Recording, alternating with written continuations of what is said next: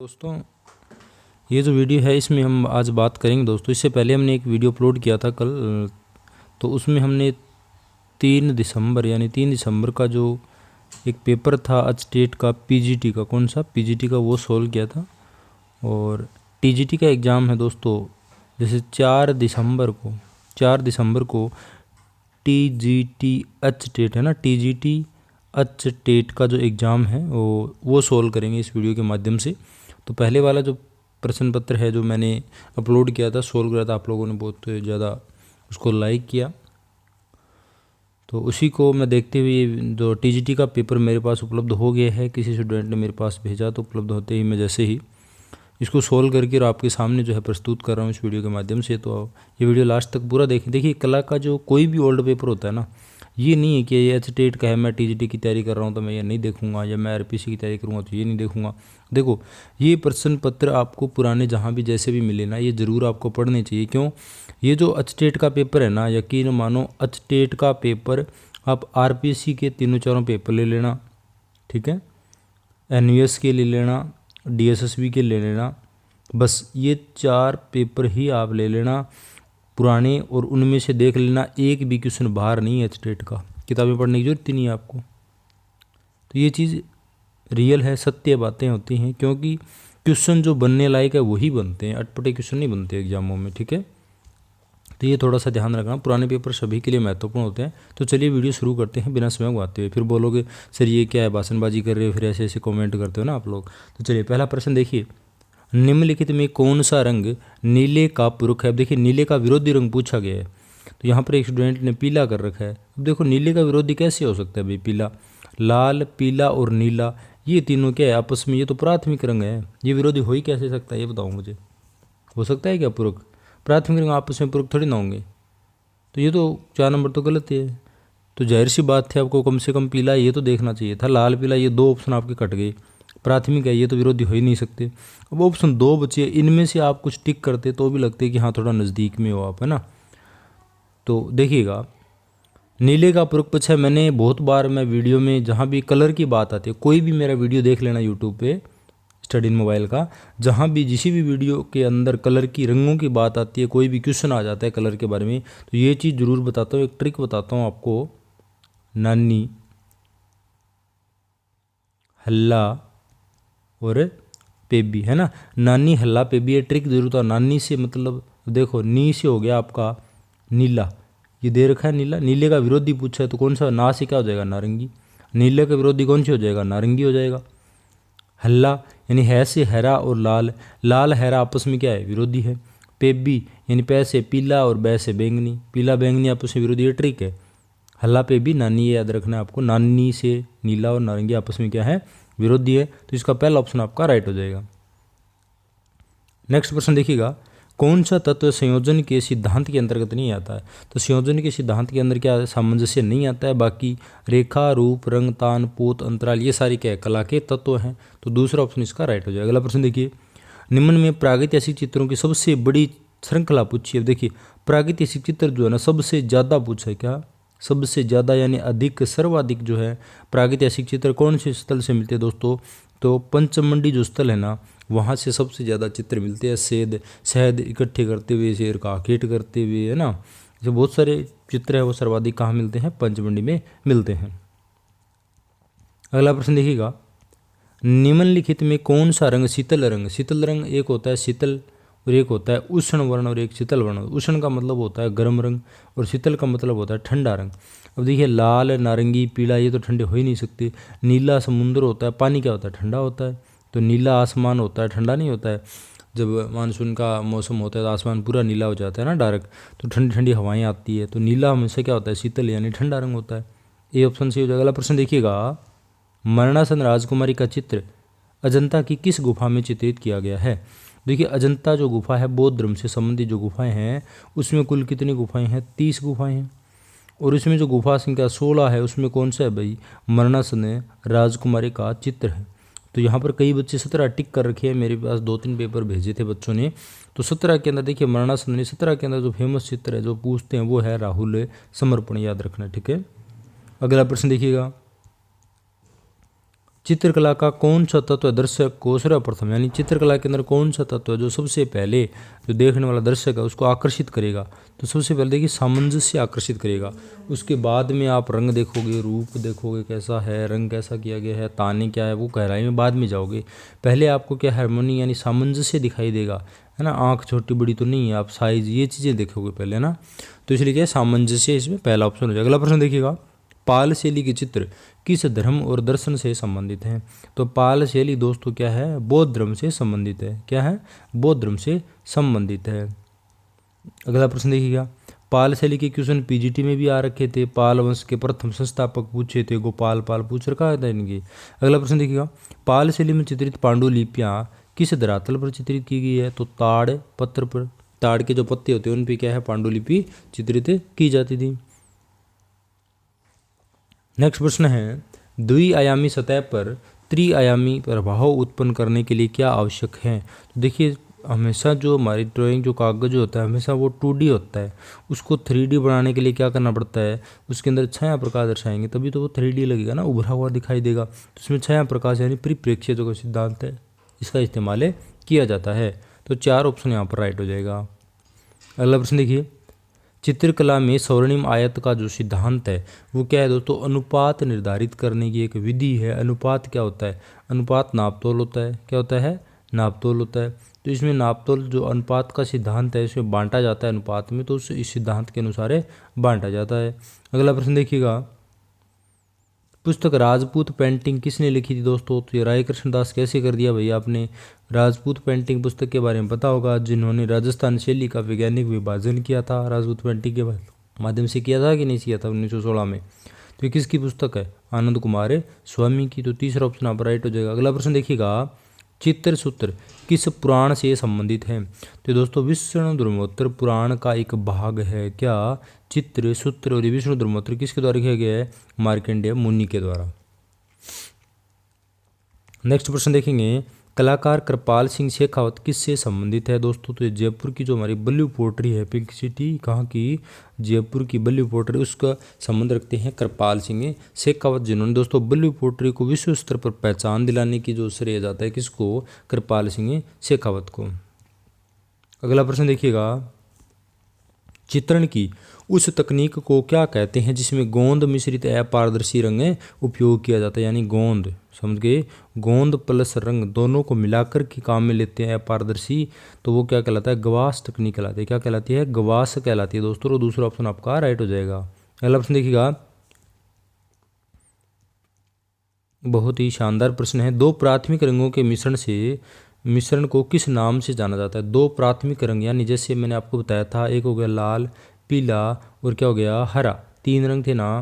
तो इसमें देखिएगा, अगर ये लाल प्लस पीला मिलाते हैं तो क्या बन जाता है भाई, नारंगी बन जाता है।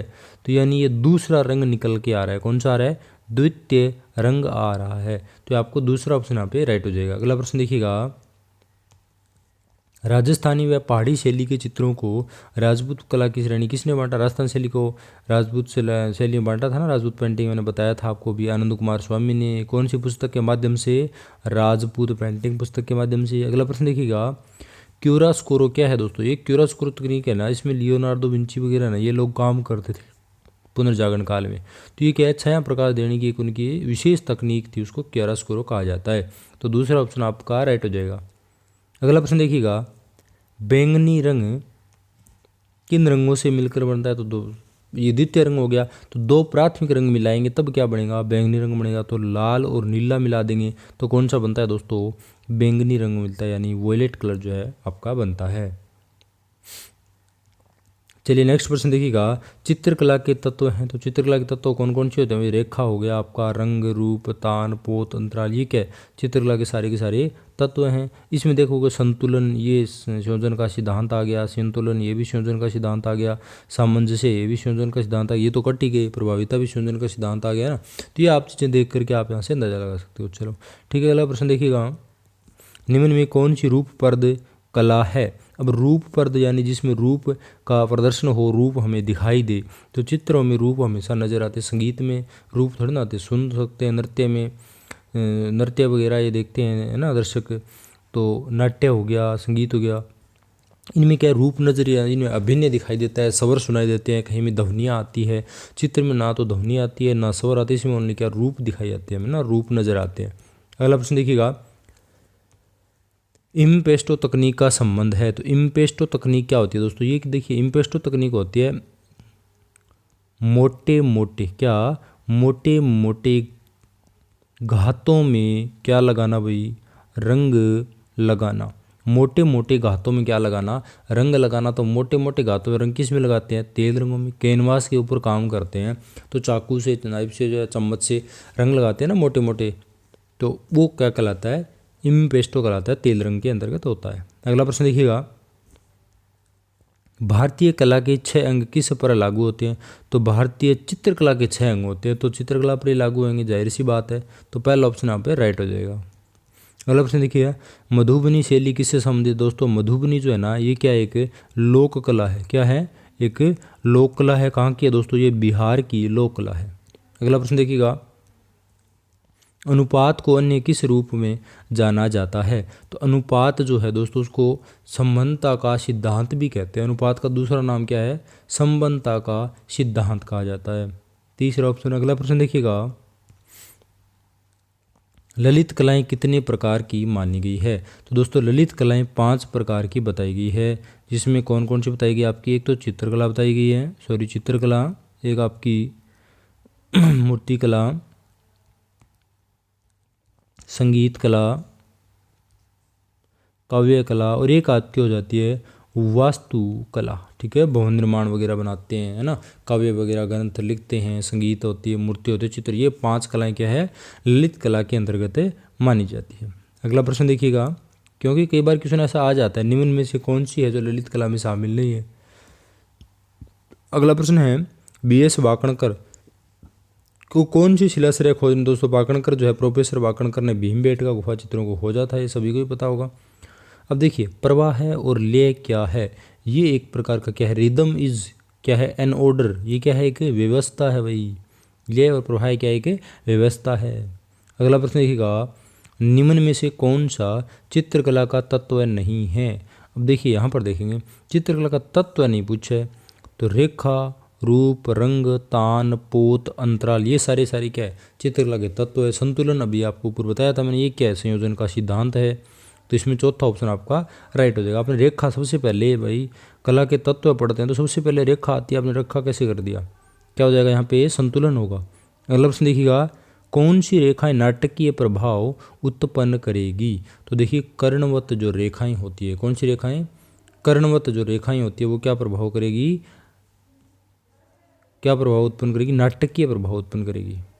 अगला प्रश्न देखिएगा, वधू का श्रृंगार चित्र की चित्रकार है। वधू का श्रृंगार किसका दोस्तों, अमृता शेरगिल का। तो यहाँ पर चौथा ऑप्शन आपका बिल्कुल राइट हो जाएगा। नेक्स्ट प्रश्न देखिएगा, सघनता क्या है। देखिए सघनता जो होता है ना, ये रंगों का क्या होता है, शुद्धता होती है।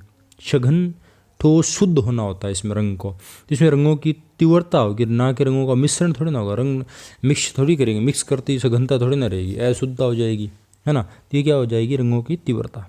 अगला प्रश्न देखिएगा, मुगल शैली का उद्भव किन शैलियों के मिश्रण का है। तो मुगल शैली, ईरानी जो फारसी कलाकार आए थे भारत में, बाबर वगैरह, हुमायूं साथ में लेके आए थे ना, बेहजाद, मुजफ्फर, अब्दुल समद को, ये 3-4 कलाकार लेके आए थे बाहर से ना, और साथ में भारतीय, दोनों का मिश्रण था। अगला प्रश्न देखिए, रूप के प्रभाव को बदला जा सकता है। रूप का जो प्रभाव है, जैसे रूप है, अब मान लो रूप का प्रभाव नजर आए, जैसे मैंने आपको ये बनाया, इसमें प्रभाव आपके क्या नज़र आ रहा है, प्रभाव बताओ इसमें। देखो अब प्रभाव एक तो आपको आ रहा है विशालता, है ना, विशालता आ रहा है, नहीं प्रसार, इस प्रकार के प्रभाव आ रहे हैं। और रंग, इसमें रंग मैं ऐसे इस प्रकार के लगाऊंगा, बीच में से लाइट, इस प्रकार के रंग ही ऐसे करूँगा, लगेगा कि ये फैल रहा है ना। अलंकारिक इसको सजाऊंगा मैं इस तरीके से करूँगा ताकि ये फैल रहा है, ऐसे ऐसे डेकोरेशन और कर दूंगा, प्रसार भी हो रहा है ना, मतलब मैंने इतने चेंज कर दिए, फिर भी है तो विशाल, प्रसार, ये सिकुड़ तो नहीं रहा। यानी इसको प्रभाव को हम इस प्रकार बदल सकते हैं। तो ये सारी चीज़ें इसमें इस्तेमाल होगी, तो सभी के द्वारा, चौथा ऑप्शन यहाँ पे राइट हो जाएगा। पोत के द्वारा रूप के प्रभाव को कैसे हो सकता है भाई, पोत तो एक धरातल होता है, टेक्सचर होता है। अगला प्रश्न देखिएगा, निम्नलिखित में इसमें अग्रगामी रंग कौन सा है। देखिए अग्रगामी रंग किन्हें, अग्रगामी, अगर मानी आगे, आगे के चलने वाले, आगे कौन चलते हैं, प्राथमिक रंग चलते हैं। तो प्राथमिक रंग हमेशा क्या होते हैं, अग्रगामी होते हैं। तो इसमें देखो लाल और नीला दो प्राथमिक रंग दे रखे हैं भाई, तो ये दोनों के दोनों अग्रगामी रंग हैं जहाँ तक मुझे पता है। तो ये क्वेश्चन में या तो डिलीट होगा या फिर लाल या पीला, इन दोनों में से महत्व देंगे तो लाल को देंगे। बाकी अग्रगामी प्राथमिक रंग होते हैं, यह ध्यान रखना। और जो द्वितीयक रंग होते हैं वो पृष्ठगामी रंग कहलाते हैं। अगला प्रश्न देखिएगा। अब यहाँ पर देखो भाई, अब मनोहर है, मनोहर किसका है, आप सभी को पता होगा, मेवाड़ में है। साहबदीन भी, निसारदीन भी, सारे के सारे क्या है, मेवाड़ शैली के कलाकार है। तो पहला ऑप्शन राइट हो जाएगा, ना कि मुगल। अगला प्रश्न देखिएगा। एम.एफ. हुसैन द्वारा जो निर्देशित की गई through the eyes of enter जो मूवी है वो मुंबई के अंदर फिल्माई गई थी, दूसरा ऑप्शन। अगला प्रश्न देखिएगा। कला रचना में यांत्रिक कौशल को कहते हैं यंत्रों के द्वारा तकनीक कहलाती है, वो क्या कहलाती है, टेक्निक कहलाती है भाई। अगला प्रश्न देखिएगा। समस्त ललित कलाओं में सम्मान गुण कौन सा, जो 5 ललित कलाएं थी, है ना, नृत्य, संगीत, काव्य, इन सब में एक सम्मान क्या चीज़ रहती है। नृत्य के अंदर रेखा तो हो नहीं सकती, पोज हो नहीं सकता, तो ले जो है ना उसका ताल जो है, रिदम जो है वो क्या है, एक जैसा नजर आता है सभी में। तो तीसरा ऑप्शन यहाँ पे राइट हो जाएगा। अगला प्रश्न देखिएगा। नागर, द्रविड़ और बेसर किससे संबंधित है। देखिए नागर शैली, द्रविड़ शैली, बेसर शैली सभी को पता ही होगा मंदिर वास्तुकला से संबंधित है। तो यहाँ पर दूसरा जो ऑप्शन आपका बिल्कुल राइट हो जाएगा। अगला प्रश्न देखिएगा। पूर्व मध्यकालीन चित्रों को अपभ्रंश शैली नाम किसने दिया। तो देखिए अपभ्रंश शैली जो है राय कृष्णदास जो थे उन्होंने सबसे पहले जो जैन शैली थी उसको अपभ्रंश शैली नाम से पुकारा था। तो यहाँ पर पहला जो ऑप्शन आपका बिल्कुल राइट आंसर हो जाएगा। अगला प्रश्न देखिएगा। निम्नलिखित में से असमान को पहचानिए। अब देखिए संतुलन है, प्रभाविता है, सामंजस्य है, ये सारे की सारी क्या है, संयोजन की क्या है भाई, सिद्धांत है। क्या है, सिद्धांत है। अभिव्यक्ति ये क्या है, सिद्धांत नहीं है। तो इसलिए पहला ऑप्शन आपका राइट हो जाएगा। अगला प्रश्न देखिएगा। अब देखिए ज्यामितीय, ज्यामितीय क्या होते हैं, ज्यामितीय आकार होते हैं ना, आकार यानी रूप, अलंकारिक प्राकृतिक रूप होते हैं। तो क्या हो जाएगा, पहला ऑप्शन हो जाएगा। अगला प्रश्न देखिए। कंद्रिया महादेव मंदिर कहाँ है दोस्तों, तो ये खजुराहो एमपी में है। कहाँ पर है, एमपी खजुराहो में क्या है, कंद्रिया महादेव का मंदिर सबसे बड़ा मंदिर माना जाता है। अगला प्रश्न देखिएगा। संकीसा, देखिए मौर्यकालीन एक अशोक के द्वारा बनाया गया, किसके द्वारा, अशोक द्वारा बनाया गया मौर्यकालीन एक स्तंभ मिला है, कहाँ से, संकीसा से। अब देखिए मौर्यकालीन जो अशोक है, अशोक ने जो स्तंभ बनाए हैं उनके ऊपर क्या है, पशुओं की आकृतियाँ बनाई है, किसी भी पशु की बनाई है। तो संकीसा से जो प्राप्त है उसमें गज यानी हाथी बनाया गया, क्या, हस्ती यानी हाथी, हाथी की आकृति बनी हुई है। तो इसमें तीसरा ऑप्शन आपका बिल्कुल राइट हो जाएगा। अगला प्रश्न देखिएगा। दृष्टि के कोण के कारण रूप अथवा आकारों में आने वाले छोटेपन को क्या कहते हैं, तो स्थिति जन्य लघुता कहते हैं। जिस स्थिति के अंदर आपको दिखाई दे रहा है उसमें लघुता यानी छोटा दिखाई देता है आपको, छोटेपन को लघुता कहते हैं, ठीक है। अगला प्रश्न देखिए। चित्रकला के तत्वों के अनुसार रेखाएं कितने प्रकार की होती है। तो चित्रकला में जो रेखाएं हैं दोस्तों वैसे 2 प्रकार की होती है, एक तो औपचारिक और एक अनौपचारिक। अगर प्रभाव के आधार पर बात करें तो 7 प्रकार की होती है। कितने प्रकार की, 7 प्रकार की। तो पहला ऑप्शन यहाँ पे राइट हो जाएगा। अगला प्रश्न देखिएगा। सम विभक्ति और असम विभक्ति किससे संबंधित है। तो देखिएगा सम विभक्ति और असम जो विभक्ति है ना वो किससे संबंधित है, ये अंतराल से संबंधित है। किससे, अंतराल से संबंधित है। और रूप के भी 2 भाग किए जाते हैं। रूप एक होता है सममात्रिक और एक होता है असममात्रिक, ठीक है। रूप के भी 2 इस तरह भाग किए जाते हैं। अगला प्रश्न देखिएगा। सीधी लंबवत रेखा चित्र में कौन सा भाव विवेक प्रकट करती है। सीधी लंबवत यानी इस प्रकार ये लंबी रेखा खड़ी हुई है, इसमें कौन सा भाव नजर आ रहा है, असुरक्षा, स्थायित्व, व्याकुल या उत्तेजना। उत्तेजना यानी बढ़ना, उत्तेजना, आकांक्षा को छूना, है ना, ये महत्व रखती है। अगला देखिए पोत क्या है। तो पोत मैंने आपको बताया था धरातल होता है। क्या होता है, सरफेस यानी धरातल होता है। तो सतह का जो गुण होता है, धरातल का जो गुण होता है वो क्या कहलाता है, पोत कहलाता है। अगला प्रश्न देखिएगा। निम्नलिखित में क्या आधुनिक कला में अधिक महत्वपूर्ण है। देखिए टेक्सचर जो होते हैं ना, पोत जो है धरातल, वो उनका ज़्यादातर महत्व दिया जाता है। नए नए कलाकार नए नए तरीके के जो है टेक्सचर तैयार करते हैं ना बैकग्राउंड में, तो ये पोत जो है यहाँ पर राइट आंसर हो जाएगा। अगला प्रश्न देखिएगा। चित्र में रंग का मूल कार्य क्या होता है, भिन्न भिन्न भाव उत्पन्न करना। क्या होता है, भिन्न भिन्न भाव उत्पन्न करना जो है चित्र में रंगों का मूल महत्व होता है। अगला प्रश्न देखिएगा। सांची की मूर्तिकला, सांची का जो स्तूप बना है दोस्तों अशोक के समय मौर्यकालीन, तो आप सभी को पता होगा अशोक ने बौद्ध धर्म के प्रचार प्रसार के लिए इन चीज़ों का निर्माण करवाए थे। तो बौद्ध धर्म यहाँ पर दूसरा ऑप्शन आपका राइट हो जाएगा। अगला प्रश्न देखिएगा। फ्रेंच को सेको और फ्रेंच को बुनो यानी फ्रेस्को सेको क्या चीज़ है भाई, ये भित्ति चित्र है दीवार पे, तो और इनसे किस पे चित्र बने, अजंता गुफा में टेम्परा पद्धति में, यानी जो फ्रेस्को और जो है सेको विधि से चित्र बनाए गए थे। अगला प्रश्न देखिएगा, रेखा का विशेष गुण है, बिल्कुल विशेष है, गुण होता है, और भारतीय कला में रेखा का विशेष महत्व है। तो ये दोनों ही बातें क्या है, सत्य है। तो यहाँ पर दूसरा जो ऑप्शन है वो बिल्कुल राइट हो जाए। अगला प्रश्न देखिएगा, असम्मित रूप, मैंने बताया था रूप होता है, एक होता है सम्मित रूप और एक होता है असम्मित रूप। तो ये सम्मित का मतलब होता है सम्मान, जैसे ये गिलास है, ठीक है, ये आपका यहाँ पर मान लो गिलास है, और इसको मैं बीच से काटूंगा तो दोनों टुकड़े क्या है, समान आ जाएंगे ना, एक के पास ये भी समान होएगा, ये भी समान होएगा। ऐसे ही वर्ग काटेंगे तो समान आएगा, बीच से काटेंगे, ऐसे ही वृत्त को बीच से काटेंगे, बीच से काटेंगे समान बन जाएगा। अब ये शंख है, ठीक है, इस प्रकार शंख मान के चलो, ये शंख है, ठीक है, इस शंख को बीच में से काटेंगे तो दोनों हिस्से समान नहीं आएंगे, तो यानी ये क्या है, असम्मित हो जाएगा, पहला ऑप्शन। अगला प्रश्न देखिएगा, निम्नांकित में से किस रूपाकार में पूर्णता का, यानी कौन सा रूप है, अब देखिए त्रिभुजाकार है, इसमें पूर्णता का भाव नहीं है। उल्टा त्रिभुज हो गया, ये भी पूर्ण नहीं है, भी पूरा नहीं है, गुड़ सकता है, इधर उधर हिल सकता है। आयताकार भी पूर्ण नहीं है। ये जो वर्ताकार है ना, ये क्या है, घेर लिया है इसको पूरी तरह से, ये क्या है, पूर्ण है। तो इसमें वर्ताकार ऑप्शन नंबर 2 जो आपका राइट आंसर हो जाएगा। अगला प्रश्न देखिएगा, किस रंग की तरंग धैर्य सर्वाधिक होती है, तो तरंग धैर्य जो है लाल रंग की क्या होती है, सर्वाधिक होती है। तो पहला ऑप्शन आप राइट हो जाएगा। अगला प्रश्न देखिएगा, कलाकार सतीश गुजराल का संबंध किस कला आंदोलन से, तो दिल्ली शिल्पी चक्र की जो स्थापना थी उसमें जो है सतीश गुजराल का बहुत भूमिका रहती है। तो यहाँ पर दूसरा जो ऑप्शन बिल्कुल राइट हो जाएगा। अगला प्रश्न देखिएगा, किसी रंगत में काला रंग मिलाने से, देखिए कोई रंगत है मतलब कोई रंग है और उसमें काला मिला देंगे तो उसकी मान जो इज्जत है, वैल्यू, वो क्या हो जाएगी, घट जाएगी भाई, वैल्यू बढ़ेगी थोड़ी, क्या हो जाएगी, घट जाएगी। तो दूसरा ऑप्शन यहाँ पे राइट हो जाएगा। लास्ट प्रश्न देखिएगा इस पेपर का, किसी आकृति की आवृत्ति से चित्र में क्या प्रभाव उत्पन्न होता है। आकृति की आवृत्ति यानी कोई आकृति है, जैसे ये बना दिया मैंने और इसी की आवृत्ति कर रहा हूँ, ठीक है, आवृत्ति का मतलब होता है बार बार, तो मैं ये बार बार कर रहा हूँ।